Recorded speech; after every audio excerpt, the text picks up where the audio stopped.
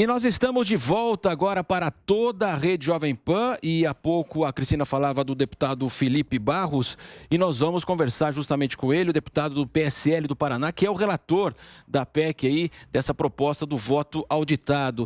Deputado, recentemente conversamos após aquela reunião em que os ministros receberam os partidos, naquele momento o senhor me falava que mudou o clima, a situação ficou mais difícil nessa discussão. E hoje não teve jeito, né? O adiamento foi a solução para salvar essa questão e levá-la aí, né, para a volta depois do recesso, deputado. Boa noite ao senhor. Boa noite, um prazer para mim estar aqui com vocês mais uma vez no Pingo dos Is. É exatamente isso. Eu tenho, desde que apresentei o meu relatório, feito um trabalho de diálogo com os deputados, com as deputadas, com os partidos políticos, na tentativa de distensionar essa relação que foi criada, tentando resgatar um assunto que é técnico, que é científico. A gente ouve tanto falar de ciência, ciência, ciência nesse período de pandemia que nós estamos vivendo, e o assunto da segurança nas urnas digitais é um assunto científico que, infelizmente, foi polarizado e partidarizado. Então, eu tenho tentado distensionar essa relação na Câmara dos Deputados, mas, infelizmente, no decorrer dessa semana, nós presenciamos esse verdadeiro atropelo de alguns parlamentares que quiseram se aproveitar dessa última semana, antes do recesso parlamentar, na tentativa de enterrar de uma vez por todas a PEC e o meu relatório. Então, nós discutimos internamente e o regimento interno da Câmara dispõe dessa prerrogativa, que é um direito do relator de pedir um prazo de uma sessão ordinária para que eu possa fazer as adequações necessárias ao meu relatório. Eu aproveito aqui que estamos ao vivo para, inclusive, denunciar que, nesse exato momento, o Partido dos Trabalhadores continua na Câmara dos Deputados, insistindo, querendo reabrir a sessão da Comissão Especial do Voto Impresso através de seus parlamentares que estão lá até agora no plenário da comissão. Bernardo, o deputado Felipe Barros está conosco aqui nos Pingos nos Is. Boa tarde, deputado. Eu gostaria de saber do senhor se o senhor conseguiu pegar no ar o que aconteceu, qual foi o canto da sereia que houve com esses partidos, com esses parlamentares que mudaram assim tão abruptamente de posição. Houve um canto da sereia e que tom foi este canto? Se é que o senhor consegue nos responder. Em primeiro lugar, esse debate, como eu estava dizendo, foi completamente partidarizado e politizado. Se nós pegarmos as últimas votações desse tema, que já foi aprovado na Câmara dos Deputados 3 vezes, foi aprovado quase pela unanimidade dos parlamentares nessas ocasiões anteriores. Nós temos situações até, no mínimo, curiosas. Na última vez que essa matéria foi aprovada, o deputado Glauber Braga, do PSOL, elogiando o então deputado Jair Bolsonaro pelo empenho na aprovação do voto impresso, comprovando que era uma matéria sem problema ideológico, suprapartidária. Mas o fato que fez com que alguns parlamentares mudassem a sua postura e a sua conduta é um fato público. Foi a reunião que o Tribunal Superior Eleitoral fez com dirigentes partidários na tentativa de convencer os dirigentes partidários da não implementação do voto impresso. A partir desse momento, começou então a trocar os membros da comissão especial, alterando toda a configuração inicial da comissão. Agora a pergunta de Ana Paula Henkel. Boa noite, deputado. Bom, estamos lendo aí nas redes sociais vários relatos do que teria acontecido aí nessa sessão, até parece que houve também alguma animosidade. Eu gostaria que o senhor contasse com detalhes como essa comissão, como essa reunião procedeu e os movimentos ali, né, que foram feitos exatamente para enterrar essa pauta, que não é uma pauta do governo, não é uma pauta do presidente Jair Bolsonaro, isso é uma pauta da nação brasileira. Ana, obrigado pela pergunta. E tudo começou quando, no decorrer dessa semana, os parlamentares que são contrários à proposição do voto impresso impuseram um requerimento que nós chamamos de autoconvocação. O que significa isso? Via de regra, quem convoca as sessões é o presidente da comissão. no nosso caso, o presidente Paulo Martins. O regimento interno da Câmara diz que, se, porventura, 1/3 dos membros da comissão coletarem assinatura, podem convocar uma sessão para deliberação da matéria. Isso é uma medida completamente excepcional.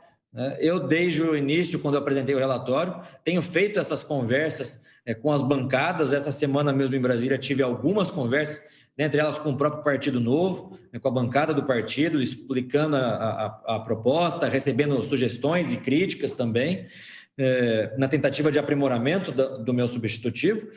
Então, não faz sentido algum essa tentativa de encerrar as discussões de maneira abrupta e botar para votar o relatório, o meu substitutivo.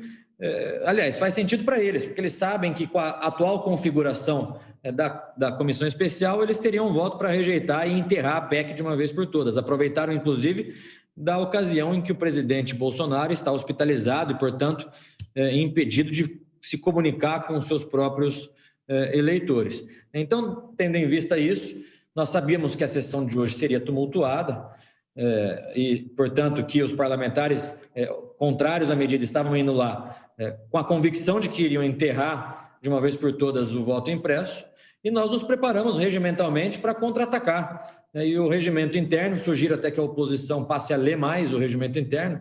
O regimento interno nos dá o direito de solicitar essa reunião, essa sessão a mais, para que eu possa fazer as adequações necessárias. Curioso que quando eu fui falar do vídeo da entrevista que eu fiz ontem com o hacker que está preso em Minas Gerais, o hacker que está sendo acusado pelo TSE de ter entrado nos sistemas do TSE nas eleições municipais de agora, do ano passado, motivo pelo qual ocasionou todo aquele atraso na apuração e divulgação dos resultados. Eu fui lá, eu e minha equipe, falar com ele.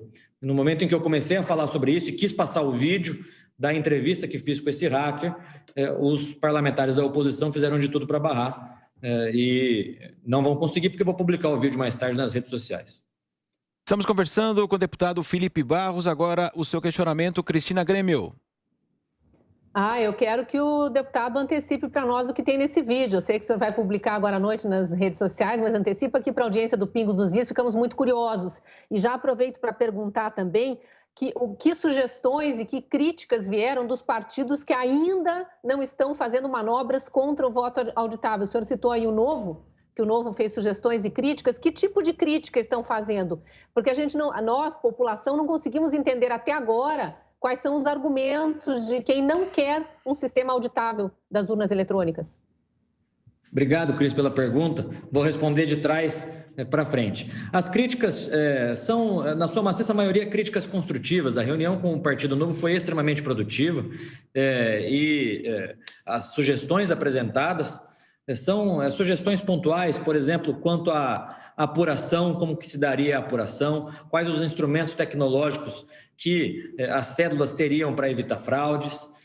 Uma questão que foi colocada é sobre a constitucionalização de alguns temas, de maneira que a gente tenha que construir um texto que não simplesmente se feche a novas evoluções tecnológicas. O Partido Novo, inclusive, o líder, meu colega Paulo Ganimi, na própria reunião de hoje, disse que é favorável e que são apenas essas questões pontuais para que a gente possa avançar no tema, né? Então, as críticas são críticas construtivas e a minha tentativa de diálogo com todos os partidos é justamente para ouvir essas sugestões, essas críticas e construir um denominador comum. E em relação ao vídeo do hacker, na entrevista que nós fizemos com ele ontem, ele está preso em Minas Gerais, o processo ainda está em andamento e em sigilo também, e ele, na entrevista, ele alega categoricamente que acessar os sistemas do Tribunal Eleitoral foi muito fácil, que se ele permanecesse um pouco mais de tempo nos próprios sistemas do TSE, ele havia conseguido outras coisas, como, por exemplo, desviar votos, como, por exemplo, quebrar o sigilo de alguns votos. Ele teve acesso a todos os bancos, ao banco de dados, em especial da biometria de todos os eleitores brasileiros, e divulgou essa biometria não só no Brasil, como para o mundo todo. Isso pode causar uma fraude enorme nas eleições, porque uma pessoa pode pegar a nossa biometria e votar em nosso lugar. Então, ele afirma categoricamente o quão fácil foi ele invadir os sistemas do Tribunal Superior Eleitoral.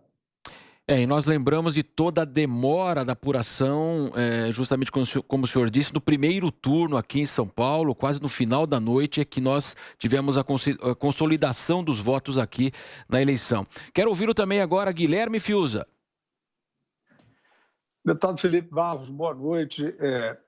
É muito elogiável a sua postura de encaminhar o debate técnico, enfatizar, né, a sua posição e as suas proposições no esclarecimento de dúvidas, essa questão das formas de fraude, mostrar exaustivamente que existem formas de fraude, mas a minha impressão, que eu não sei se está correta, é de que o problema não é técnico, né? A minha impressão é de que pode mostrar tudo, esse hacker pode dizer tudo, isso não vai mudar 1 milímetro. Posso estar errado, mas a impressão que eu tenho é que isso não vai mudar 1 milímetro desta força em contraposição ao voto impresso auditável, porque essa comissão está viciada. Ela é objeto de pressões políticas, né? Isso está na cara, está todo mundo vendo. A pergunta que eu te faço é a seguinte: evidentemente que a manobra de hoje foi muito importante e é claro que o povo vai para a rua. O povo já entendeu que o seu destino, né, o destino do país, depende desta matéria. Porque os indícios de que há um cenário montado para uma indução do resultado eleitoral estão todos aí, não fomos nós que inventamos. Então, eu fico imaginando, e aí eu queria fazer uma pergunta, como o senhor está tendo uma conduta muito técnica, se não quiser também entrar nesse juízo, não tem nenhum problema, mas a minha dúvida nesse momento é a seguinte: além do povo na rua, eu tenho a impressão de que tem que vir influência política de outros lados. A gente sabe, o senhor acabou de descrever, todos nós sabemos que veio aí um cerco por parte do Tribunal Superior Eleitoral e que milagrosamente mudou a configuração. Nós estamos vendo o presidente da República fazer a afirmação desse assunto com muita ênfase. Esta é uma outra forma de influência que nós estamos vendo. E dentro do parlamento, deputado, a presidência da Câmara, por exemplo, qual tem sido a posição do presidente Arthur Lira? É importante que ele se posicione mais ostensivamente em relação a essa matéria. Esse balanço de pressões, que é o que se trata, o que está faltando para completar esse balanço de pressões? Fiuza, é uma boa pergunta, porque, veja, como eu estava dizendo anteriormente, é um debate que é técnico, científico e simplesmente virou um debate partidário, né, como se nós estivéssemos num jogo do Fla-Flu, né, os contrários e os favoráveis. Aqueles que pregam tanto a ciência simplesmente ignoram a ciência nesse assunto da segurança digital. Aliás, confesso aqui para vocês que essa reação toda me causa muita estranheza.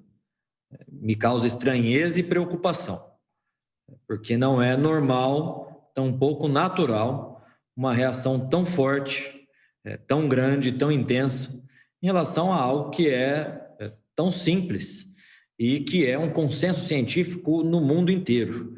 Então, essa reação, em especial de um outro poder, me causa muita estranheza. Agora, em relação à questão interna na Câmara, nós sabemos que a conduta dos partidos como um todo, justamente por serem partidos, são condutas políticas. Então, no final das contas, a resolução para o impasse que foi criado também é uma resolução que há de ser no campo político. E, a partir disso, todas as contribuições que vierem do campo político são favoráveis para que a matéria avance.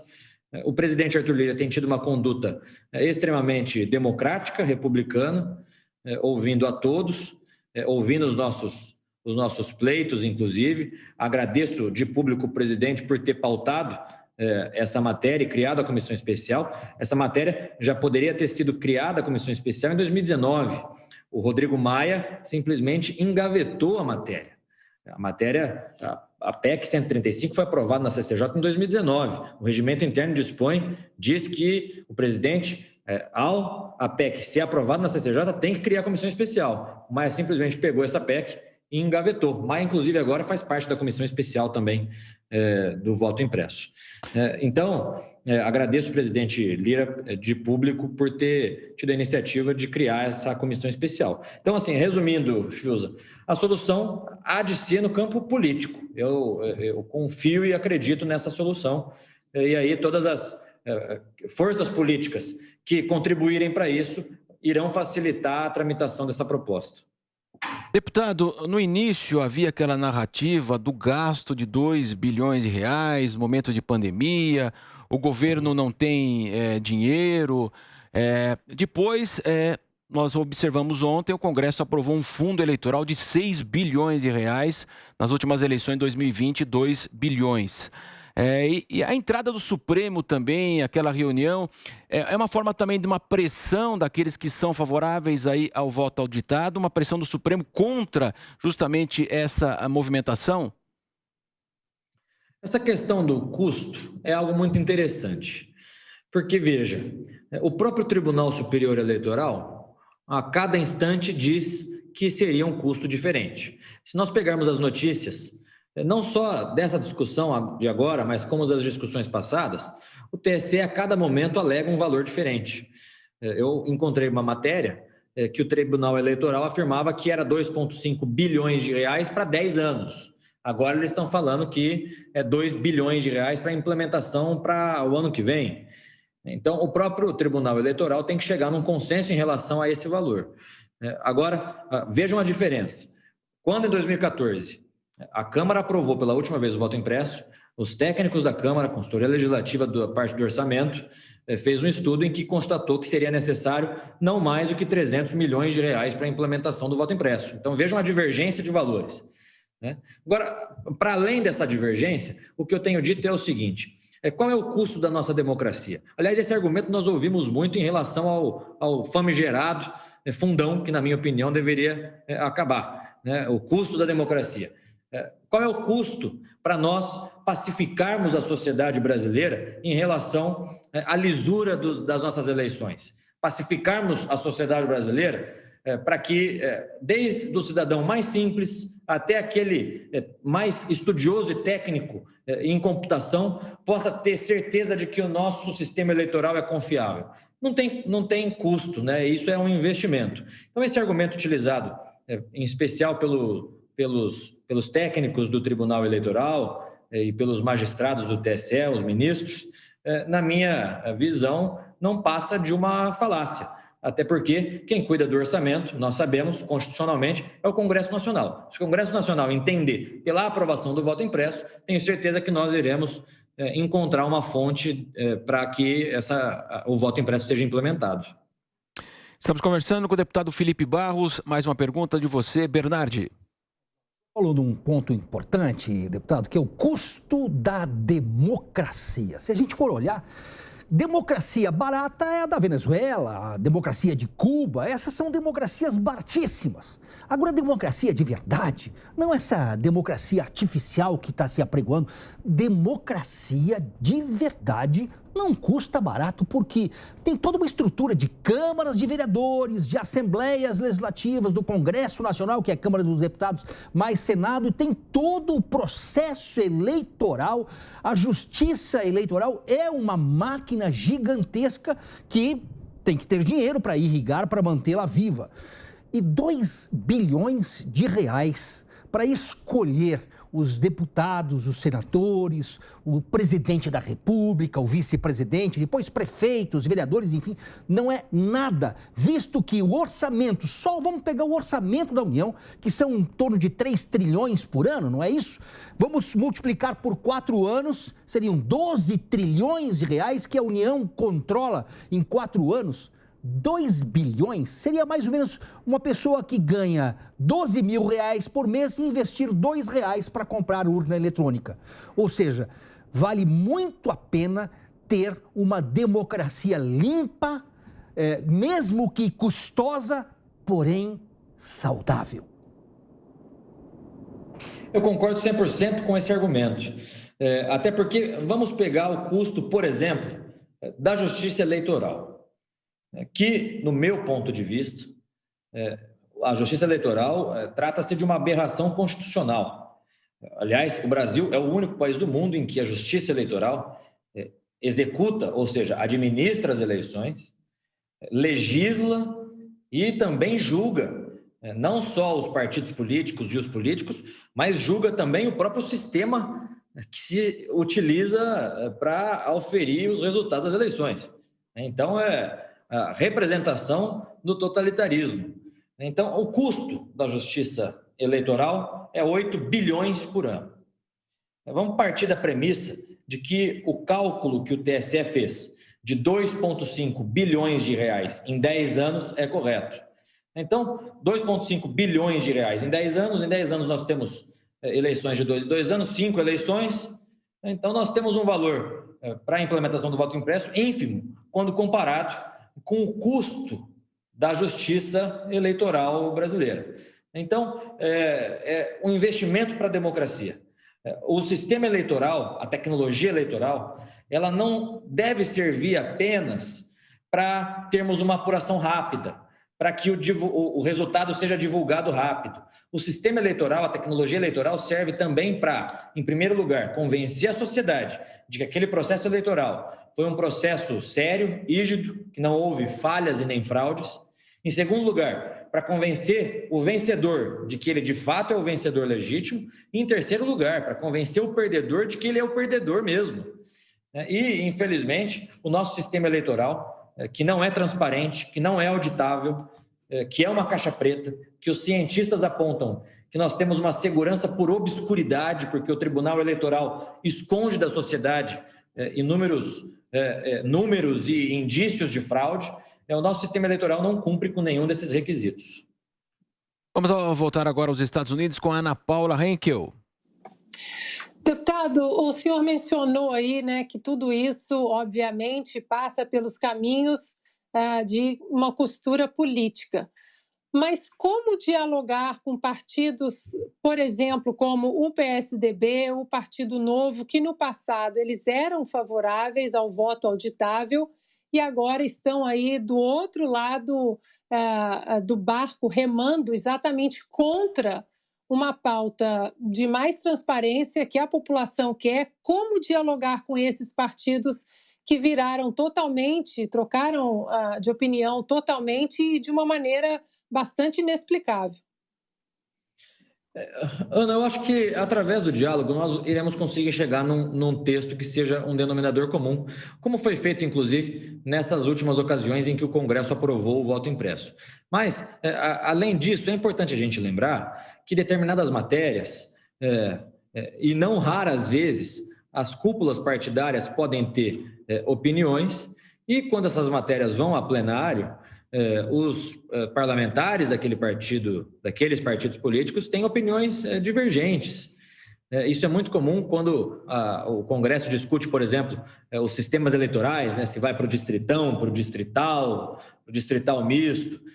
Isso é muito comum que as cúpulas partidárias tenham uma opinião fechada sobre esses sistemas, mas quando a matéria vai a plenário, a bancada vota de maneira diferente.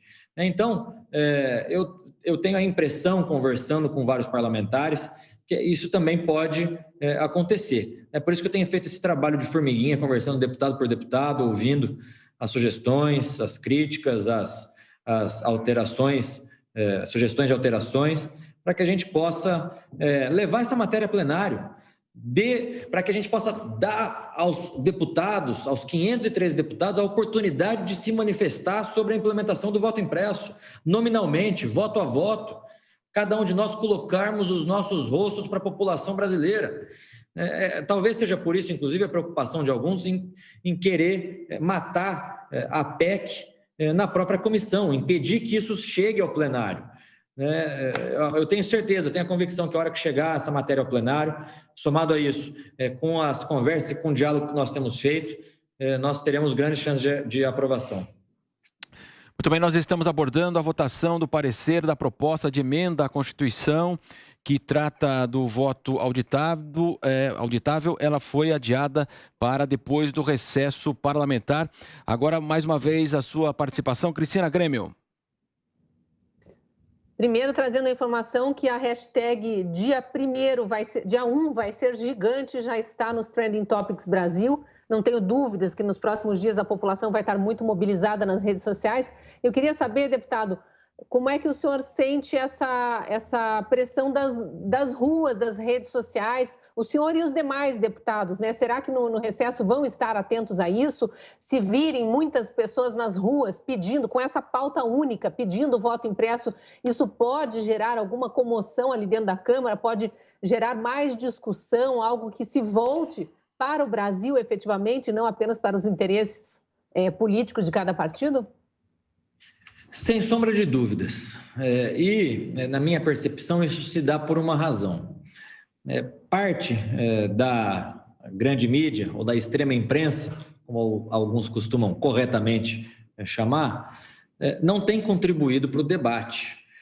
Parte da extrema imprensa, que não é o caso, já deixo claro, da Jovem Pan, que sempre nos deu espaço e sempre tem divulgado a verdade e não tem divulgado desinformação como outros veículos, mas esses outros veículos têm repercutido versões que não são verdadeiras, versões, inclusive, que não são verdadeiras e que são divulgadas por membros de outros poderes, que deveriam ter a responsabilidade de, ao participar do debate público, participar de maneira correta.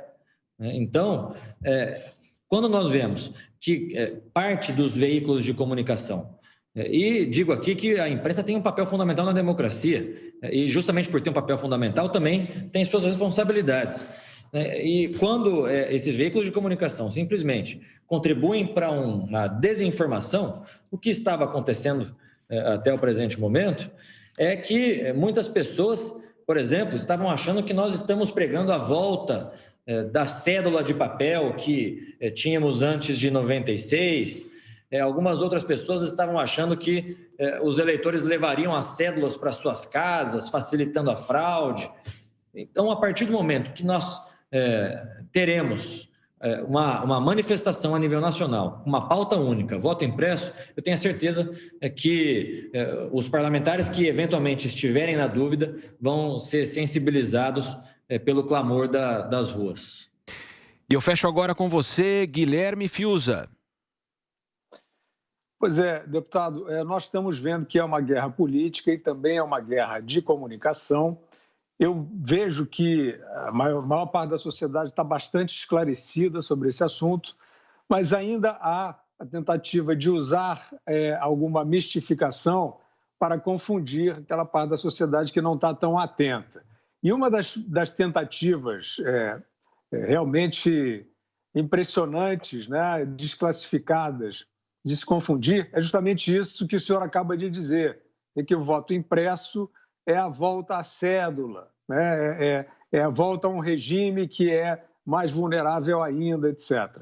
Então, sobre a comunicação, o senhor não acha que a expressão voto auditável seria mais precisa em relação ao que se pretende, ao objeto que se pretende? Porque eu percebo, não só na forma de expressão que o senhor usa, como muitos outros que estão trabalhando tecnicamente por esse assunto, fazer essa referência, voto impresso, e aí muita gente diz, não, voto impresso é voltar para trás. Você acha que é uma questão nessa batalha de comunicação? Sem sombra de dúvida, Fiuza, você está coberto de razão. Essa questão semântica ela tem uma importância fundamental. Veja só, mais cedo eu estava falando com outro veículo e a repórter questionou para mim o seguinte, por que eu defendia a volta do voto impresso? Claro, eu não defendo a volta do voto impresso porque o voto impresso nunca existiu no Brasil. Aliás, existiu inicialmente em 2% das urnas em 2002, a primeira eleição que o Lula se elegeu, inclusive, né?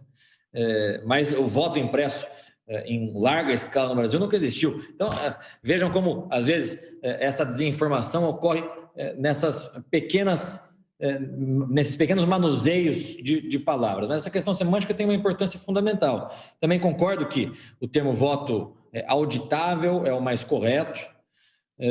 Conversando com a professora Rebeca Mercury, na quinta-feira dessa semana, a professora Rebeca Mercury é uma PhD em computação e é uma das criadoras das urnas chamadas de segunda geração, uma das principais estudiosas desse assunto. Ela mora nos Estados Unidos americanos. E ela falava justamente comigo sobre esse aspecto e abordava comigo que nos Estados Unidos, em locais que utilizavam determinados termos, simplesmente as cortes judiciais estaduais também declaravam inconstitucional. Quando usavam termos técnicos, aí sim essas propostas legislativas avançavam. Então, eu tenho tido essa preocupação para que, em especial no projeto de lei, no substitutivo, a gente coloque esses termos técnicos, mas isso é importante também no próprio debate público. Muito bem, nós agradecemos então a participação do deputado Felipe Barros, que conversou conosco aí justamente para falar do voto auditado, ele que é o relator na comissão especial. Deputado, muito obrigado, boa noite, sempre um prazer falar com o senhor. Obrigado, um prazer para mim estar aqui com todos vocês, continuo à disposição, bom final de semana a todos. E antes de encerrar, só para falar para vocês, aproveitando que estamos aqui ao vivo, não terá de fato a sessão que o PT queria que fosse retomada agora. Acabei de receber essa notícia agora no WhatsApp.